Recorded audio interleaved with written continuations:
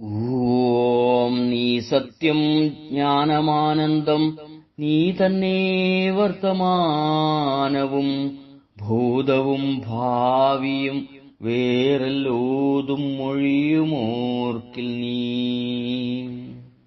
ചിത്സ്വരൂപികളെ, ഗുരുദേവന്റെ ദർശനങ്ങളിലൂടെ എന്ന പരമ്പരയിൽ ഇന്നത്തെ നമ്മുടെ ചിന്താവിഷയം ദൈവമേ നീ സത്യവും ജ്ഞാനവും ആനന്ദവുമാകുന്നു. പ്രിയരെ, ഈ പ്രപഞ്ചത്തിലെ ഏതൊരു വസ്തുവും മാറ്റങ്ങൾക്ക് വിധേയമായി നിലകൊള്ളുന്ന സ്വഭാവത്തോടു കൂടിയതാണ്. പരിണാമ വിധേയമല്ലാത്തതായി യാതൊന്നുമില്ല എന്നർത്ഥം. ഇന്നലെയുണ്ടായിരുന്നതിനെ ഇന്ന് അതേവിധം കാണാതിരിക്കുന്നതും ഇന്നലെ ഇല്ലാതിരുന്നതിനെ ഇന്ന് കാണുന്നതുമെല്ലാം ഇതിന്റെ ഭാഗങ്ങളാണ്. ഉണ്ടാവുക, രൂപമാറ്റം സംഭവിക്കുക, മറയുക എന്നതാണ് പരിണാമത്തിന്റെ 3 ഘട്ടങ്ങൾ. മനുഷ്യനും നക്ഷത്രങ്ങളും തുടങ്ങി അണുമുതൽ അഖണ്ഡം വരെയുള്ള ഈ ജഗത്തിലെ സർവ്വ വസ്തുക്കൾക്കും ഈ ഘടകങ്ങളിലൂടെയല്ലാതെ നിലകൊള്ളാനാവുകയില്ല.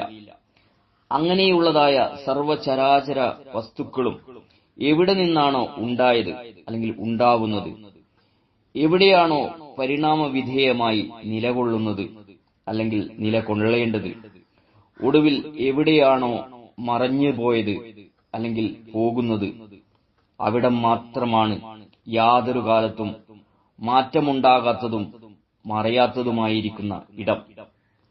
ഈ ഇടമാകട്ടെ പ്രപഞ്ചത്തിന്റെ അധിഷ്ഠാനമാകുന്നു. ഈ ഇടം അനാദിയായിരിക്കുന്നു. സർവപ്രപഞ്ചത്തിനും ആധാരമായിരിക്കുന്ന സത്യം അതാകുന്നു.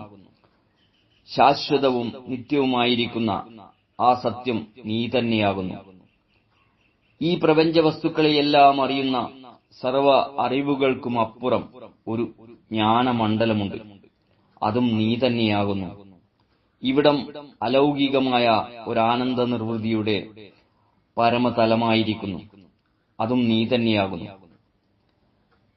സങ്കല്പകൽപ്പിതമായിരിക്കുന്ന ഈ കാലത്തിന്റെ കഴിഞ്ഞുപോയ ഘട്ടങ്ങളും ഇനി വരാനിരിക്കുന്ന ഘട്ടങ്ങളും അതിനിടയിലെ നിത്യമായിരിക്കുന്ന വർത്തമാനഘട്ടവും നീ തന്നെയാകുന്നു.